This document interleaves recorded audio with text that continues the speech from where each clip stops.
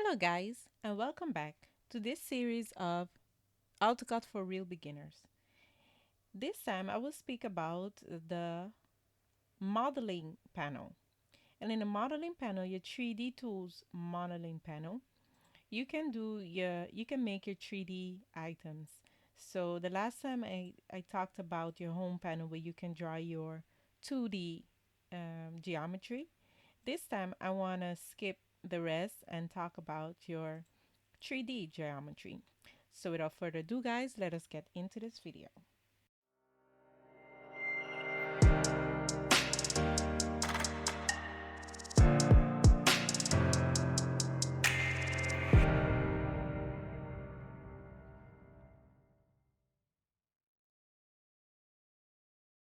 Welcome back, guys. Now, first of all, let us start with the box um, tool. And in the box tool, you can draw rather it's let's say a box, literally with all three angles, all three sides the same size, or you can draw a box with with one side longer than the next or higher.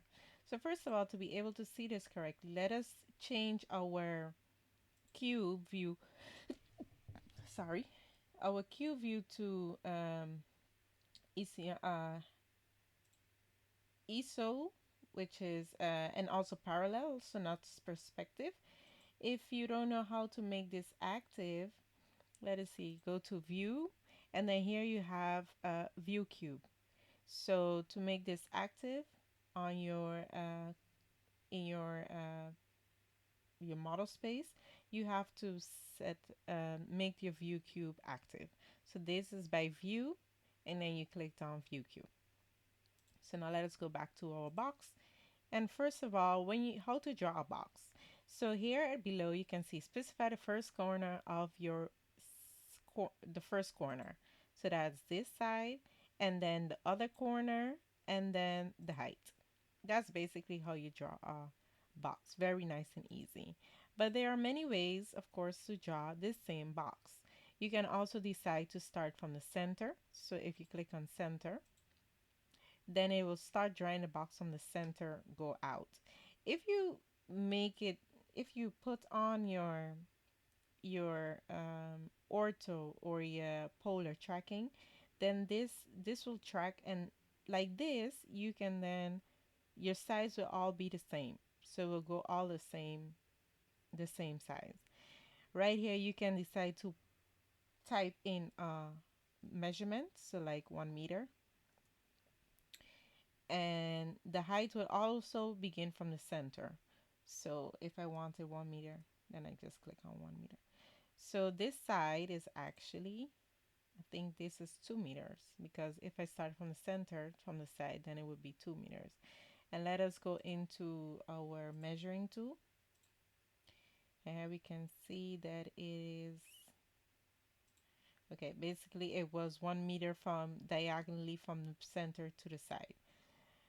So the best way how to make sure that you have the correct measurements is to then, when you start the first corner, then you punch in, let's say 1000 millimeters, which is 1 meter, and then 1000 in the height. And you can also, of course, press tab and you will have it. Sorry, these are really small, so that's why this one is much more bigger. Once more, 1000, and then you press tab. No, actually not tab, but comma. Sorry, comma. Then you press 1000, type 1000, then comma again, and then you type 1000, and then you have a cube of all the same size. So basically the first comma would, the first measurement, once more, the first measurement will be the X direction, so 1000, then you press comma, then it will ask you for the Y direction, so let's make it something else, 500, and then the Z direction, which is going up. Let's make this 200. So as you can see, this is this. We did the X direction 1000, the Y direction 500, and the Z direction 200 right here. So if we go and measure this once more, and you can see that it is exactly what I said. So here we have 500, 1000, and 200. So that is how you draw your box. Now let us see what else we have. We have our cylinders, and the cylinder is basically the same way how you draw a circle, more or less. It have different options. The first default option will start with the center, and then it's asking you for the radius as default, or you could choose to give it the diameter. Now let's give it diameter 1000 and the height 200. So that is quite easy because it just requires two main dimensions, which is the diameter or the radius and the height. And that is then your cylinder. But you can also draw a cylinder by using other measurements. Like first here we have 3-point circle. So it is asking me for 3 points. This is very handy when you have you want to draw a circle that is let's say in between other geometry, and you want to draw a circle, and you want to draw your cylinder that touches all three geometry. To see the example, I would suggest go back to my tutorial about the 2D geometry.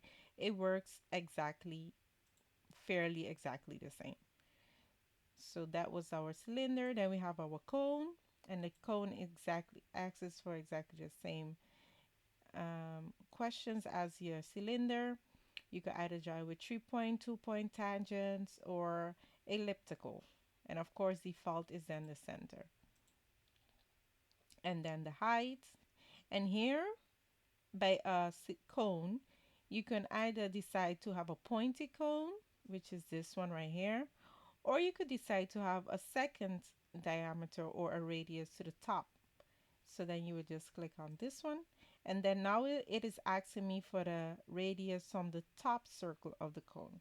So the bottom, I don't know how much the bottom was, but let's just say 50 right here.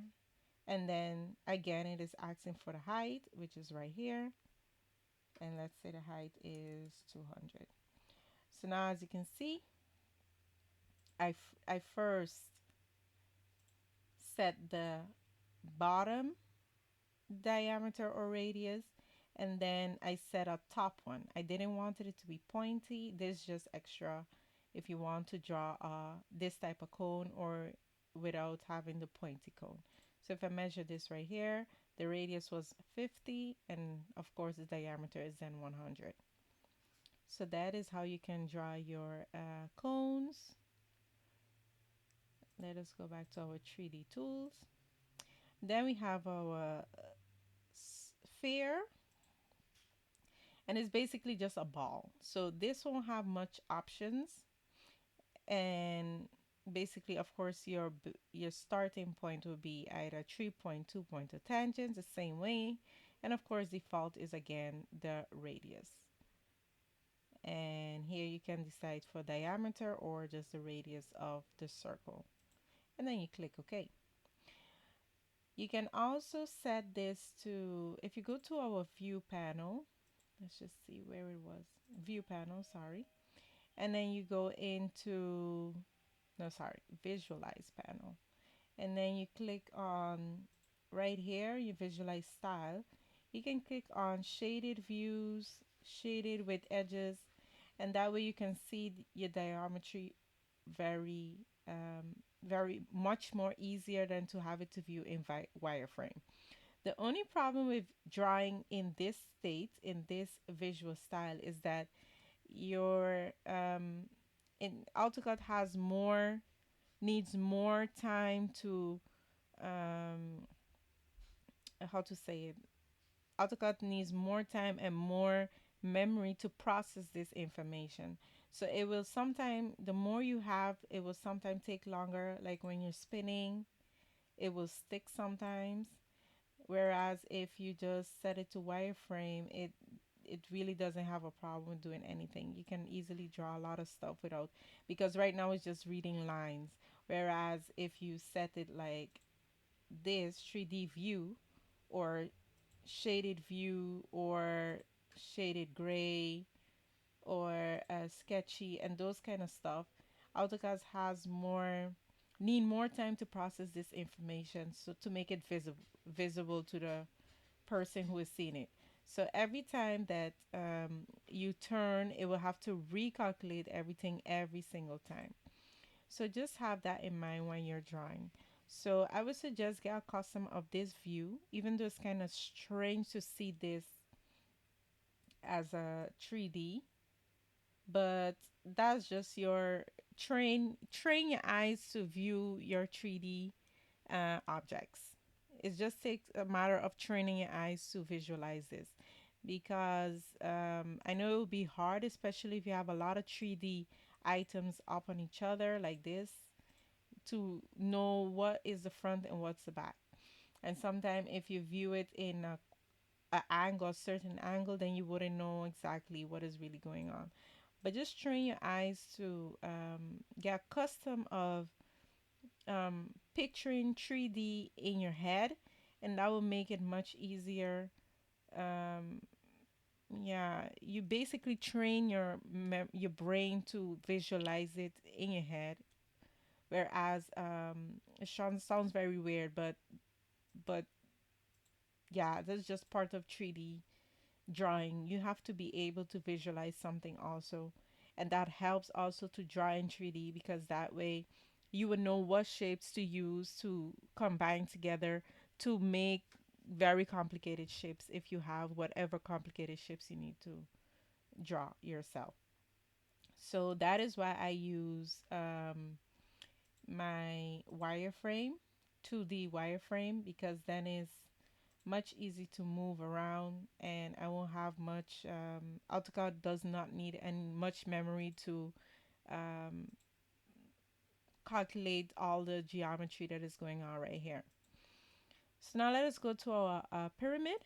And the pyramid works more or less just like the cone. The only difference is the pyramid has a square bottom or a rectangular bottom. And then, of course, it's the same way. You can decide to do a radius, and the radius would be um, inscribed, or, of course, outscribed, meaning the outside. Now, what does inscribed mean? Well, I hope you know what that means, but I will explain it. So let's say I have a circle. And this circle, I could either draw the box inside the circle or outside the circle.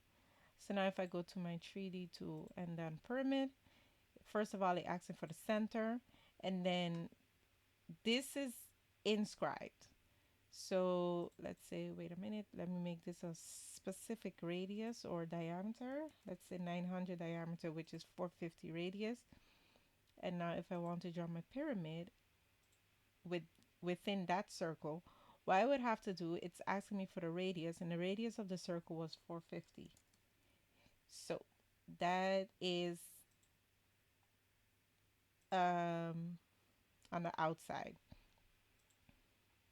Now, if I wanted it on the inside, so inscribed, I would copy this one right here, and let's do this again.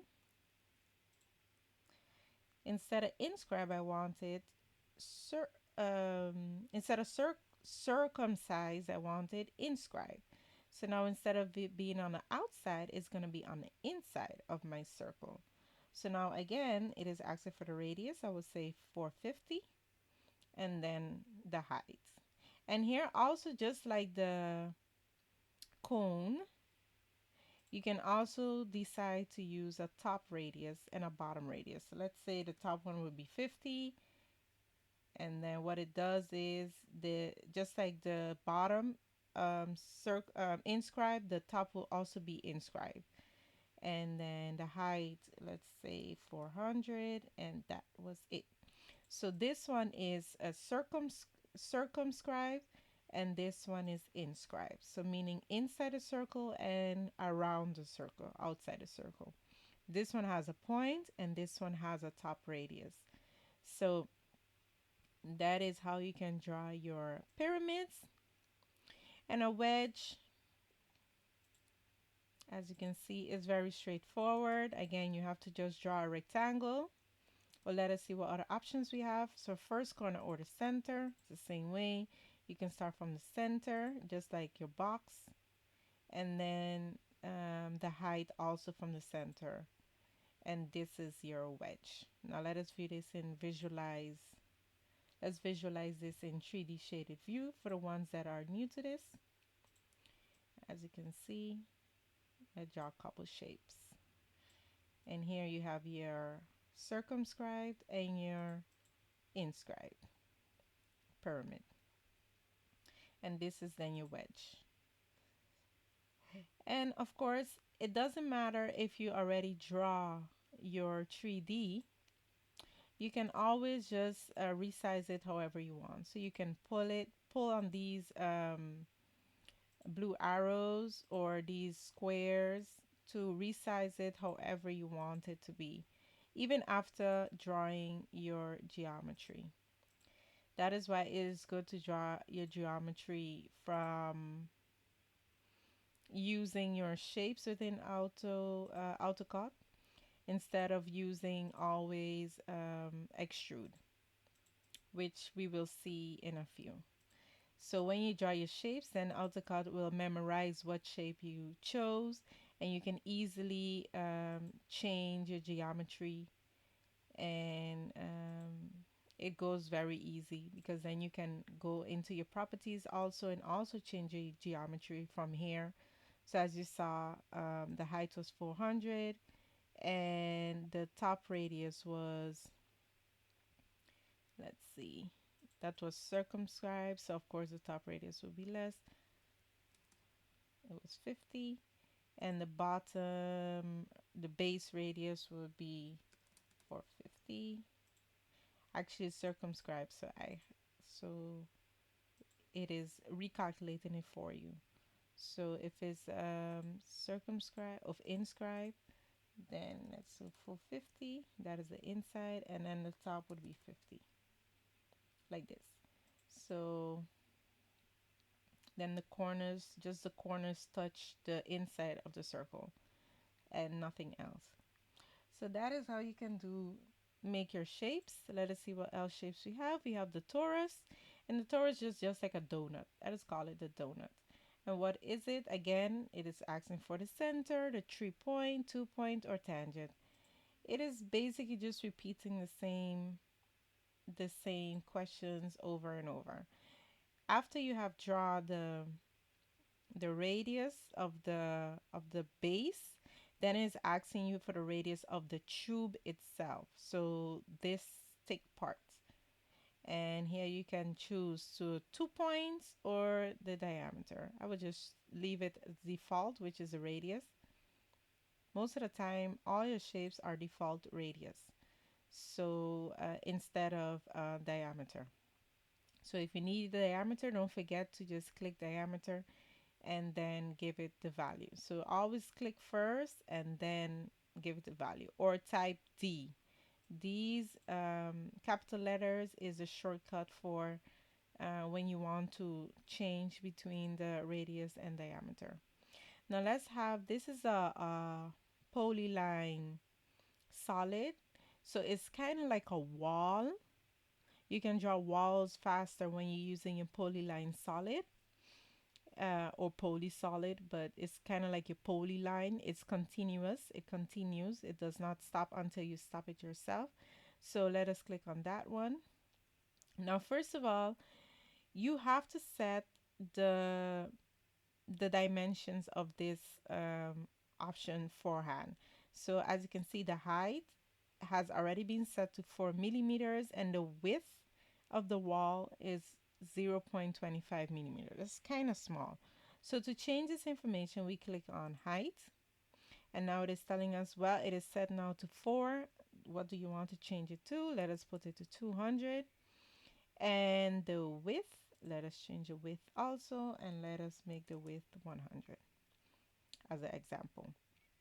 And now we can start drawing our wall. So it's asking now for the first point,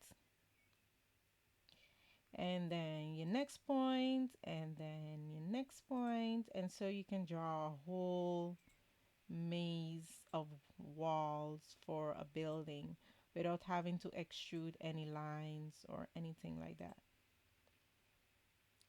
And you can also close the line, of course. And this is why I don't like to make it shaded view. As you can see, look, I was trying to snap it right here. And when you are viewing everything in 3D view, it's kind of difficult to snap stuff to each other. So let us go back to our... Now, the second time you have used this option, it will still remember your first properties. So that the height was 200 and the width was 100. Let us change the width to 10.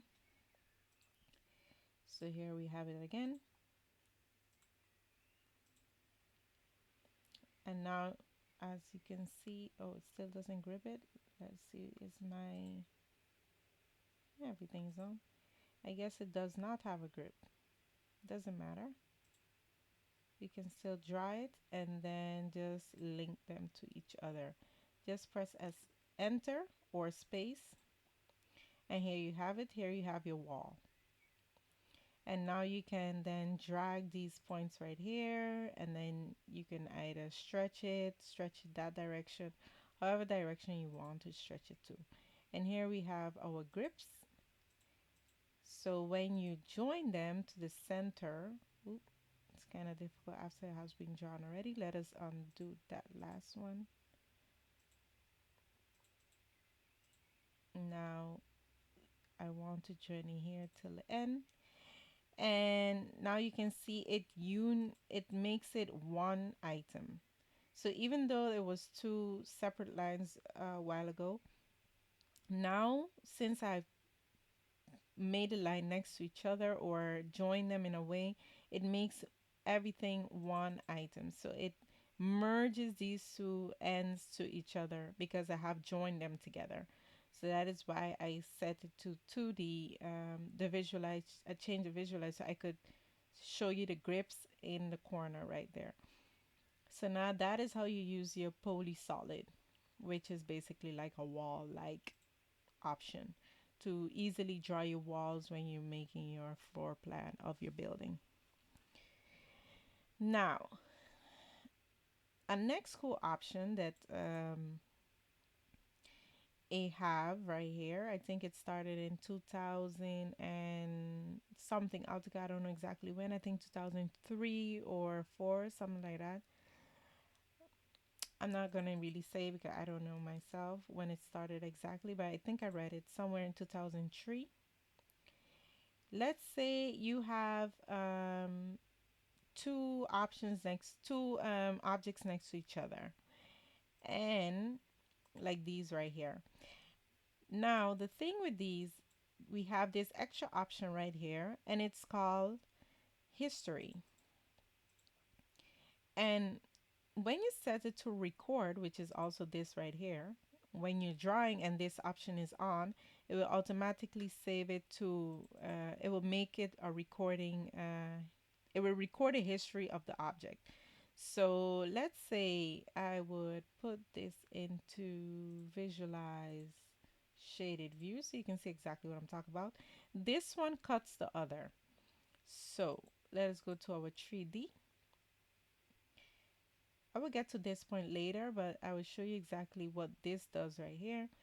And I subtract, let's say I subtract, I want to keep the box and I want to subtract the cylinder, no, the cone.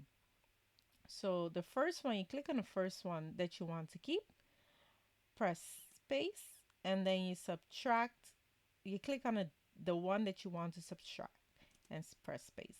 So now as you can see, I subtracted the cone from the box, or the yeah, the rectangular box. With history, what history does, it remembers what you subtracted from what, once that is on. So now if I go and press yes, I want to see the history. As you can see, this was here before. So that is why it's called history, solid history.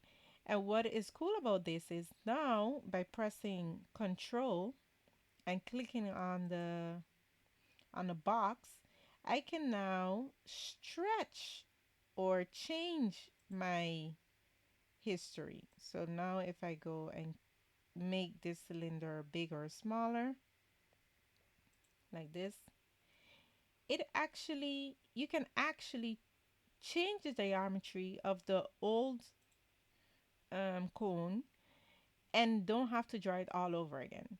So now it is now visible, and now I can make it again invisible.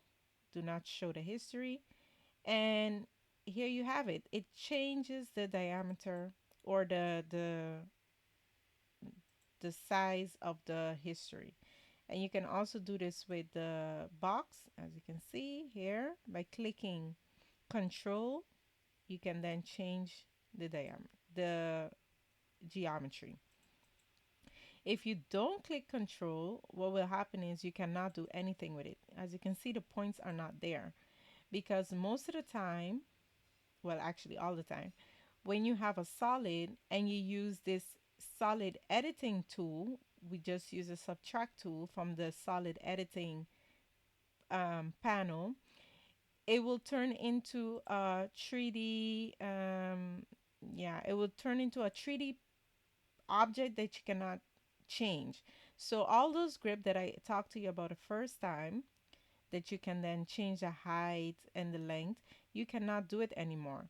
So if we click on this one, as you can see, it does not have any options to change the width, the height, the length. Whereas this one, the original box, it has a geometry that you can change the height, the width, the length, rotation, the position, etc. But this one, since we use the editing tool, the solid editing tool, that options disappear because you cannot edit it any longer.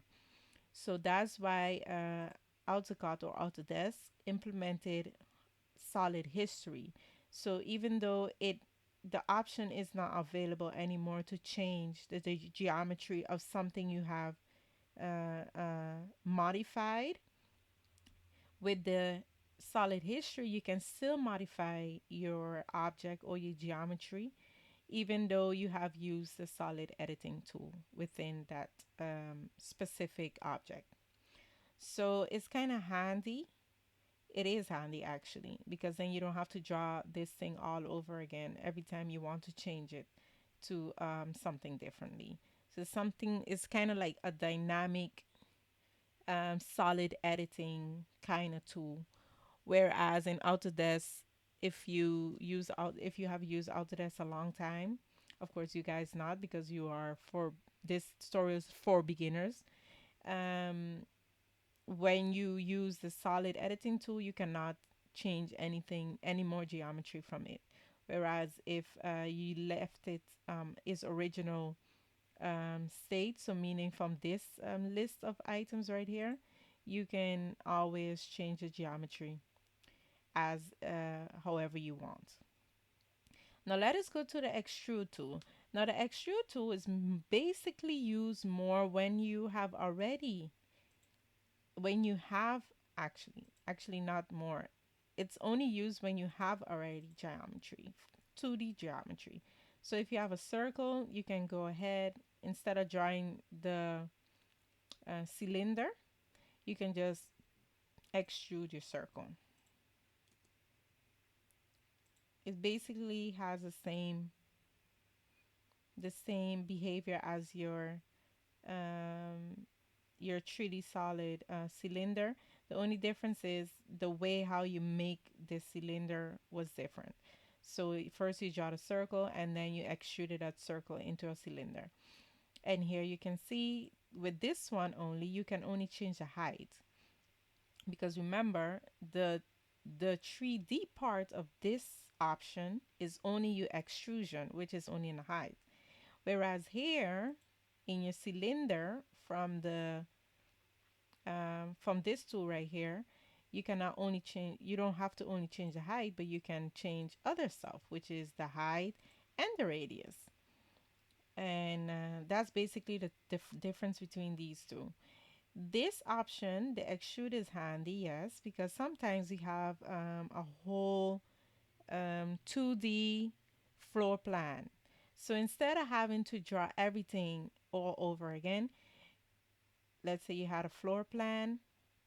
Let us make a couple geometry so I can show you what I mean. Let us go into, yeah, I'm going to draw a couple squares. Let's go into my top view. And let's say like this.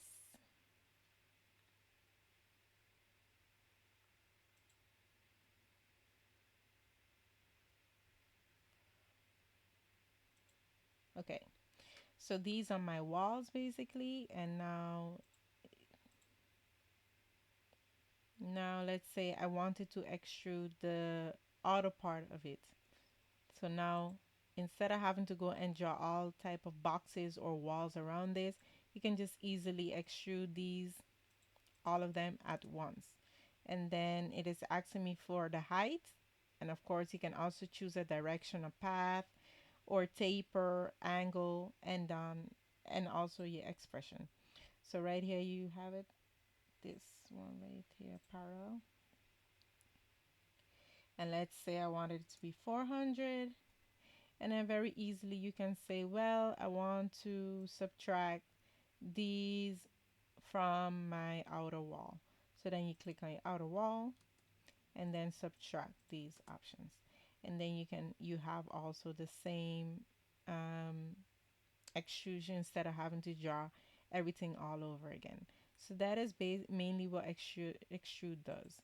And here, as you can see, it did not it did record something, but if I put on the record, and you can see, you can now change your width from this one too.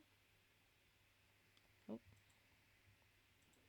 you have to always click on control to be able to change the different geometry right here, and then you click on history note. And that is also your 3D solid using extrude. Now we have our revolve option. And what revolve does, it revolves whatever shape you have in this right here. Let's see. Let's draw let's just use this circle. And we copy it and let us flip it. Let's see, where is my 3D?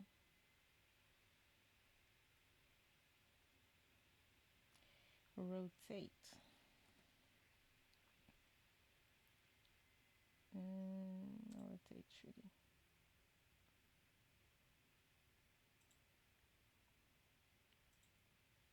Why is it not? Okay, let us just use it this way. So here we have our revolver, and what it does, it revolves around a specific um, um, how to say, a specific diameter. So here we have select the object to revolve, click OK, and then now you have to decide where is the axis that I want to revolve around. So I want my axis to be this right here, and as you can see, it then revolves around the axis I just selected. So here you can see it is, that is the axis. You can also just press enter and it will do a 360, because that by default it starts at 360. So it looks a lot like a the this one, the torus, because you just revolve a circle around a specific axis. So bear in mind, sometimes you need to revolve a specific shape that is very complicated. So revolve is kind of the way to go. Now the loft is, you need a couple geometry to be able to use the loft. And the loft is basically a couple geometry. So let's say this right here, and then you have your square. Um, Let us move this square to the center of this circle and then make it higher, and then copy this circle again and make it right there. So now the loft, if we go to our 3D tool, the loft will access for specific geometry. So first select the cross section in the lofting order. So first of all, I want to select this one, and then you have to loft this part, and then it has to go back to center.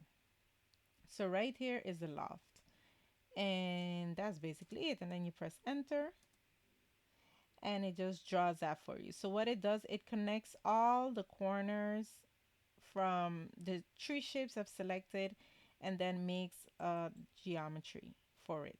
And here we have different options you can then choose from. This is ruled, so basically just straightforward straight lines. You have also smooth, as you can see, it's smooth lines. Then you have normal to all sections, and it is normal here, meaning straight here a little bit, and then it goes straight back here, and then straight again here, and then normal to start. So it start normal, and then it ends a little bit round. And that's why the shape here is different than the shape here, even though these are two circles, because they only normal to the beginning, and then it smooths everything else out. And normal to end, that is here at the top. It looks like a vase kind of. And as you can see, it started off smooth, and then it went normal, meaning straight.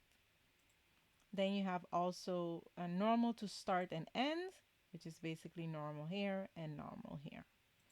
And here you can then have different options you can choose from to make your shape however you want it to be. And that is basically your loft. And then you have your sweep. Your sweep is very cool. For the sweep, you also need some 2D geometry to be able to use a sweep. As you can see, I'm drawing here a polyline, kind of like a zigzagish. Then you have your my circle right here. Let us see if I can rotate this one. Why isn't my rotate working? Let us see. Where is my rotate?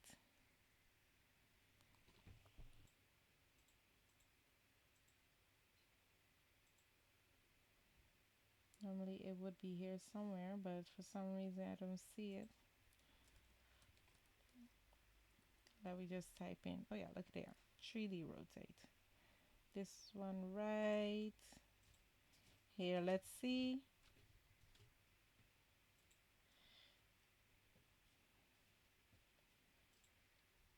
Let us remove this one from here. Why is this in the way? 3D rotate. And that is this option right here. Then you select what you want to rotate. Click on next. Select the center point. And then of course I wanted to rotate it in this direction. So then I will select that line, starting point, and then finishing point. So 19 degrees. So now if you go on your back to my 3D tools and select sweep. Now what is sweep? Sweep is first action for your object you want to sweep. So this is the object I want to sweep.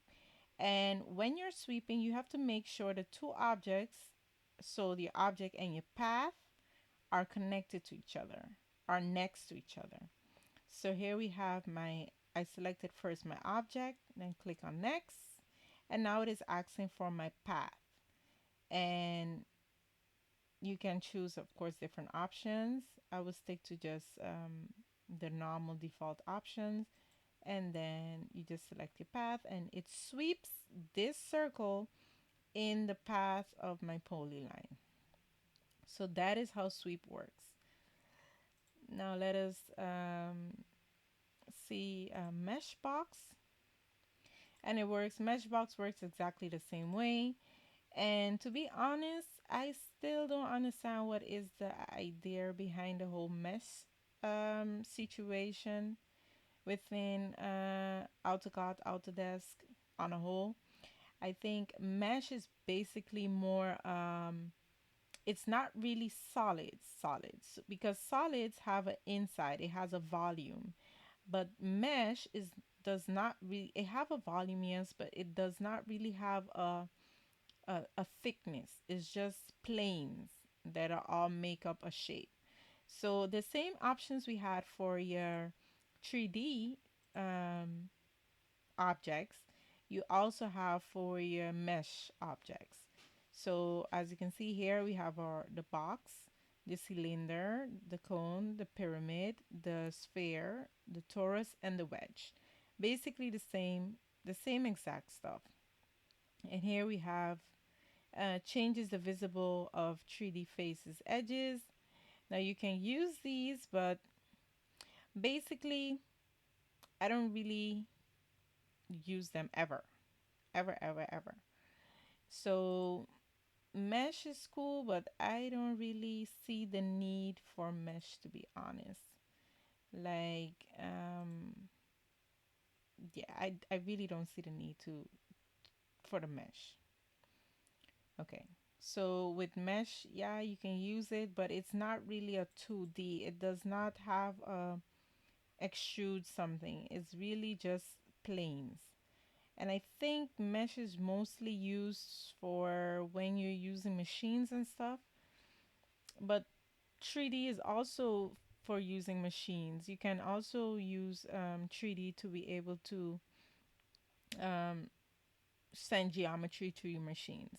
So I still don't understand what is the whole idea behind the mesh, except for maybe less memory usage within Autodesk.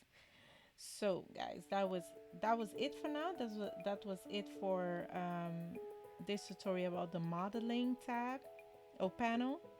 And then next time I will show you how to use your solid editing panel. So guys, I will see you next time in the next video, and bye for now.